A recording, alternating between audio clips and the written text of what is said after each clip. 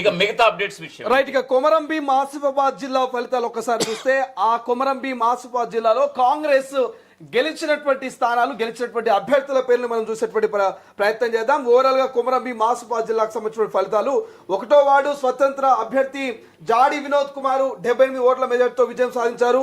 ఇక 3వ ward BRS అభ్యర్థి మోంగ్రే ఆకాష్ అనేటువంటి అభ్యర్థి 23 ఓట్ల మెజార్టీతో విజయం సాధించారు. 5వ వార్డు కాంగ్రెస్ అభ్యర్థి స్వప్నరాణి 38 ఓట్ల మెజార్టీతో విజయం సాధించింది. 7వ వార్డు బీఆర్ఎస్ తనుక్కి భార్గవి 93 ఓట్ల మెజార్టీతో విజయం సాధించారు.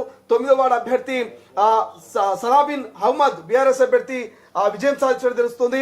ఇక 11వ వార్డు కాంగ్రెస్ అభ్యర్థి రాపర్తి కార్తిక్ విజయం సాధించారు 13 ఓట్లతో. 13వ వార్డు కాంగ్రెస్ అభ్యర్థి గుండా స్నేహ 160 ఓట్ల మెజార్టీతో విజయం సాధించింది.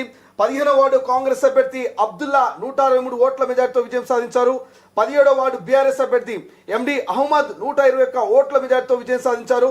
19వ వార్డు బీఆర్ఎస్ అభ్యర్థి గుబేడు నాగు 58 ఓట్ల మెజార్టీతో గెలుపొందినట్టుగా తెలుస్తోంది. ఇక చొప్పదండి మున్సిపాలిటీ ఫలితాలు కూడా కాంగ్రెస్ 10 స్థానాల్లో విజయం సాధించింది. బీజేపీ 3 స్థానాల్లో, బీఆర్ఎస్ 1 స్థానంలో గెలిచినట్టుగా తెలుస్తుంది. రాధాకృష్ణ, ఒకసారి కాంగ్రెస్ పార్టీ అధికార ప్రతినిధి లింగం యాదవ్ ఉన్నారు, ప్రస్తుతం తొలివేలుతో జాయిన్ అవుతున్నారు. వారితో కూడా మనం మాట్లాడే ప్రయత్నం చేద్దాం. రైట్, లింగం యాదవ్ గారు, వెల్కమ్ టు తొలివేలు అండి. ఎక్కడ చూసినా కాంగ్రెస్ హవా కనిపిస్తుంది. 116 మున్సిపాలిటీల్లో మెజారిటీ ఆఫ్ మున్సిపాలిటీని కాంగ్రెస్ కైవసం చేసుకుంది. 7 కార్పొరేషన్లు కూడా మెజారిటీ ఆఫ్ కార్పొరేషన్లని కాంగ్రెస్ కైవసం చేసుకుని చాలా ముందుకు వెళ్తున్నటువంటి పరిస్థితి. కారు జోరు ఎక్కడ కనిపెట్టలేదు, కాంగ్రెస్ హస్తం జోరు కనిపిస్తోంది. సో దీని మీద మీ కామెంట్ ఏంటి? ఎస్, డెఫినెట్ గా అండి. ఇవాళ తెలంగాణ ప్రజాప్రభుత్వం గౌరవనీయ ముఖ్యమంత్రి రేవంత్ రెడ్డి గారి ఆధ్వర్యంలో ఇవాళ ప్రజాప్రభుత్వం చేస్తున్నటువంటి అభివృద్ధి సంక్షేమమే ఇవాళ ప్రజాప్రభుత్వానికి ఈ ప్రజలు ఇచ్చినటువంటి ఈ తీర్పే నిదర్శనం. మొన్న పార్లమెంట్ నుంచి ఎలక్షన్ నుంచి మొదలు పెట్టుకుంటే మొన్న జరిగిన పంచాయతీ ఎలక్షన్లు, జూబ్లీస్ బై ఎలక్షన్లు, ఇవాళ మున్సిపల్ ఎలక్షన్ లో ఇవాళ కాంగ్రెస్ పార్టీకి ఇవాళ ప్రజా ప్రభుత్వానికి ఇవాళ తెలంగాణ ప్రజలు సంపూర్ణ మద్దతు తెలుపుతున్నారు. ఇవాళ అదే మొదటి నుంచి కూడా మేము అదే చెప్తున్నాం.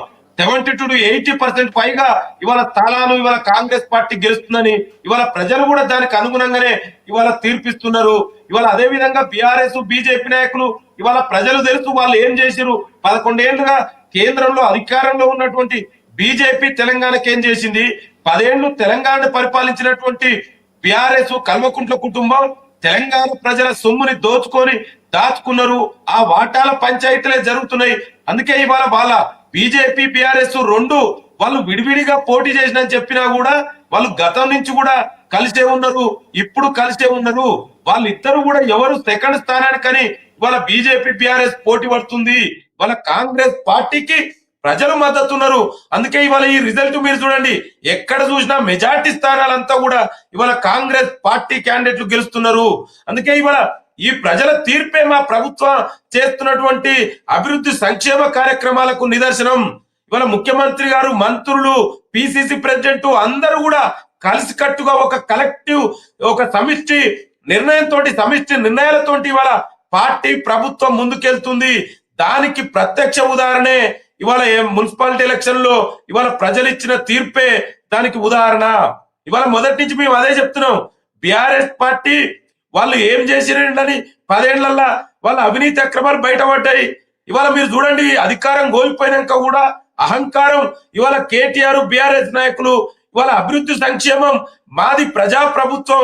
అందుకే ఇవాళ ప్రజలు కూడా అభివృద్ధి సంక్షేమం కావాలి, తెలంగాణ రాష్ట్రాన్ని దేశంలోనే ఒక ఆదర్శ రాష్ట్రంగా తీర్చిదిద్దాలి, ఒక మోడల్ రాష్ట్రంగా తీర్చిదిద్దాలని ఇవాళ ముఖ్యమంత్రి గారు నిర్ణయానికి మద్దతుగా ఇవాళ తెలంగాణ ప్రజలు తీర్పిచ్చారు.